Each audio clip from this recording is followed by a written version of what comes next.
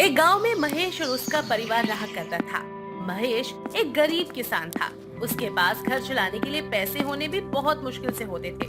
महेश इतनी गरीबी में भी अपने बच्चों को एक सरकारी स्कूल में पढ़ा रहा था। गर्मी का मौसम चल रहा था। एक दिन रौनक और उसकी बहन स्कूल जाते हैं। तभी स्कूल में उसका दोस्त उससे पानी मांगता है और बोलता है, भाई मेरा पानी खत्म हो गया है, बहुत तेज प्यास लगी है, तेरे पास पानी है तो दे दे। रौनक अमित को पानी दे देता है। अमित पानी पीकर रौनक से बोलता है, इतना गर्म पानी, ऐसा लग रहा है तू पानी गर्म करके लाया है। तू उसे कैसे पी लेता है? ठंडा पानी क्यों नहीं लाता? अब मैं से बताऊंगा कि हमारे घर में फ्रिज नहीं है तो ये मेरा मजाक बनाएगा। वो मैं गर्म पानी पीता हूँ ना। अगर मैं ठंडा पानी पी लेता हूँ ना तो मेरी तबीयत खराब हो जाती है, इसलिए मैं गर्म पानी लाया हूँ, ठंडा पानी नहीं। ये बोलकर रौनक वहाँ से चला जाता है। रौनक दिन भर यही सोचता रहता और अपनी माँ से बोलता है, माँ, हमारे घर में फ्रिज क्यों नहीं है? क्या हम इतने गरीब हैं कि हम फ्रिज भी नहीं ले सकते? बेटा, हमारे घर में पैसे नहीं है, हम फ्रिज नहीं ले सकते। तू अपनी पढ़ाई पर ध्यान देगा ना तो तू बड़ा होकर बहुत अच्छा काम करेगा। तो हमारे पास एक फ्रिज और नया घर और बहुत सारा पैसा होगा जिससे हम हर सामान खरीद सकेंगे। जब तक मैं बड़ा नहीं हो जाता तब तक क्या हमारे घर में फ्रिज नहीं आएगा? क्या तब तक मैं गर्म पानी पीता रहूंगा? बेटा, फ्रिज तो आ सकता है लेकिन उसके लिए हमें बहुत मेहनत करनी पड़ेगी। ये सुनकर रौनक वहाँ से उदास होकर चला जाता है। रौनक बहुत ही ज्यादा उदास हो जाता है। कुछ दिनों बाद गर्मियों की स्कूल की छुट्टियाँ हो जाती हैं। कई दिन निकल जाते हैं। एक दिन रौनक के घर उसका दोस्त अमित आता है। अरे अमित, तू यहाँ? आज तू मेरे घर कैसे आया? कोई काम था क्या? चल, अब आ गया है ना तो खेलते हैं। काम तो कुछ नहीं था, मैंने सोचा तेरे साथ बैठकर स्कूल का काम कर लेते हैं, वैसे भी छुट्टियां खत्म होने वाली हैं। हाँ, सही कह रहा है। अब अगर तू आ ही गया है ना तो छुट्टियों का काम कर लेते हैं, वरना ना बाद में डांट पड़ेगी। और काम जल्दी हो गया तो खेलेंगे। दोनों साथ बैठकर काम ही कर रहे होते हैं। तभी रौनक की माँ पानी लेकर आ जाती है और दोनों को पानी देती है। रौनक तो पानी पी लेता है लेकिन अमित पानी नहीं पीता और सीता से बोलता है, आंटी, मैं गर्म पानी नहीं पीता, मेरे लिए फ्रिज का पानी ले आओ।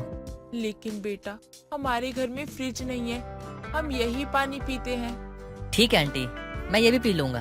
पानी देकर सीता वहाँ से चली जाती है। अमित पानी पी लेता है। अमित पानी पीकर अपने दोस्त रौनक से बोलता है, तू मुझसे झूठ बोल रहा था कि तेरे घर पे फ्रिज है। अगर तेरे घर में फ्रिज नहीं था तो झूठ बोलने की क्या जरूरत थी?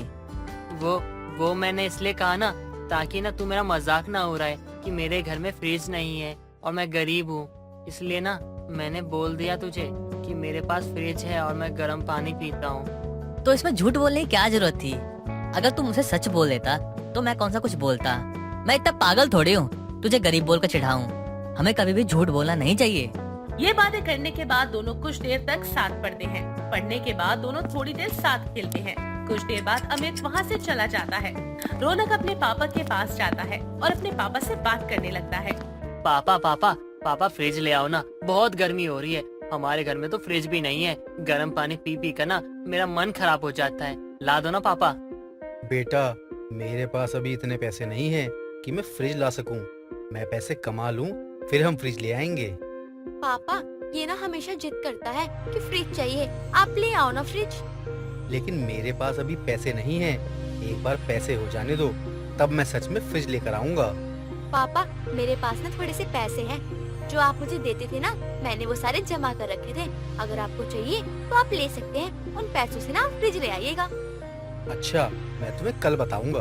अगले दिन महेश फ्रिज की दुकान पर जाता है और पता करता है कि फ्रिज कितने पैसों में मिलता है। फिर वो वहाँ से जानकारी निकालता है। तभी उसे पता चलता है कि फ्रिज किश्तों पर भी मिलते हैं। महेश घर पर वापस आ जाता है और घर आकर वो अपनी बीवी से बातें करता है। मैं आज फ्रिज की दुकान पर गया था। वहाँ जाकर मुझे पता चला कि फ्रिज किस्त पर भी मिलते हैं। मैं वहाँ कल जाकर फ्रिज ले आऊंगा। किस्त पर फ्रिज लेने के लिए तो पैसे जमा करने होते हैं ना, तो वो आप पैसे कहाँ से लाओगे? मैंने कुछ पैसे अपने मालिक से उधार लिए हैं और कुछ पैसे सौम्या के पास हैं। मैं उन्हें जमा करवाकर कल फ्रिज ले आऊंगा। अगले दिन महेश दुकान पर जाकर कुछ पैसे और कागज जमा करवा के फ्रिज ले आता है। फ्रिज लेने के बाद महेश अपने बेटे से बोलता है, बेटा, अब तो खुश हो, घर में फ्रिज आ गया। अब तुम रोज ठंडा पानी पिया करना और मन करे वही इसमें रखना। हाँ पापा, मैं तो बहुत खुश हूँ। अब मैं रोज ठंडा पानी पिया करूँगा और स्कूल में भी ठंडा पानी लेकर जाया करूँगा। कुछ दिनों बाद गर्मियों की छुट्टियां खत्म हो जाती है। रौनक अपने स्कूल में ठंडा पानी लेकर जाता है और अमित से बातें करता है और उससे बोलता है। तुझे पता है मेरे घर में ना फ्रिज आ गया है, अब मैं भी ठंडा पानी लाया हूँ, पिएगा? अच्छा भाई, ले ले तूने फ्रिज, अब तो तू भी ठंडा पानी पिएगा रोज।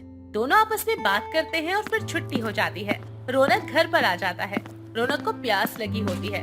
रौनक फ्रिज खोलता है। फ्रिज में एक भी बोतल नहीं थी, सारी बोतलें खाली पड़ी हुई थी। तभी वो अपनी बहन पर चिल्लाता है। दीदी क्या कर रही थी तू? अरे देख, सारी बोतल तो खाली पड़ी हुई है। अरे अब मैं क्या पीऊंगा?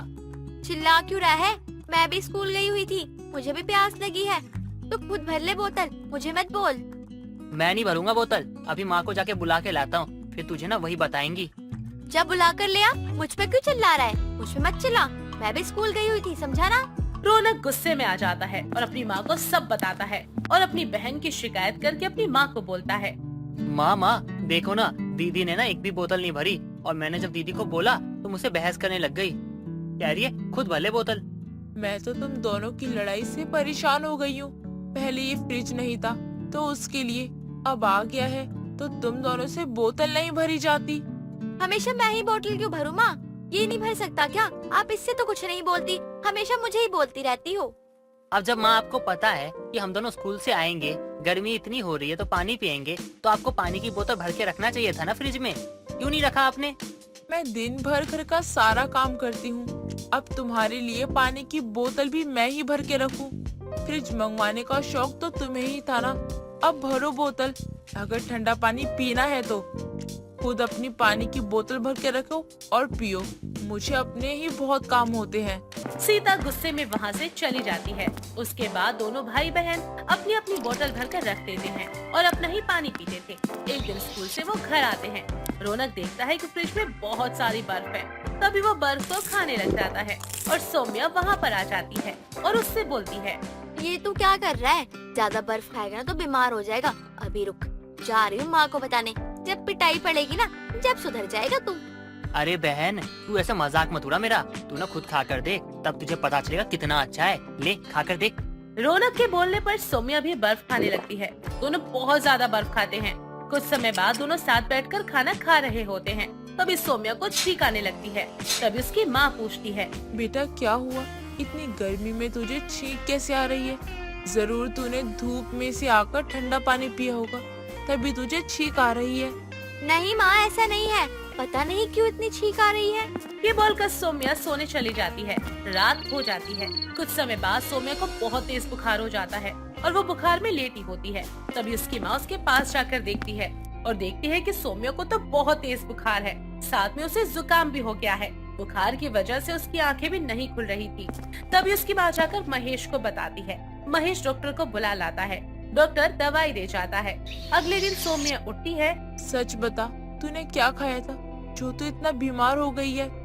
कितनी बार बोला है बेटा, बाहर की चीजें कुछ ठंडी मत खाया करो, लेकिन तुम लोग मेरी तो सुनते ही नहीं हो गई ना बीमार अब। माँ उसकी गलती नहीं है, वो मैं कल बर्फ खा रहा था तो उसने देखा और कहा कि आपको बोलेगी, तो मैंने उसको भी बोला कि तू भी खा के देख और उसने भी खाया, इसलिए हम लोग बीमार हो गए।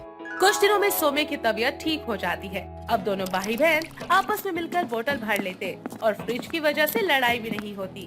दोनों आपस में प्यार से रहने लगते हैं।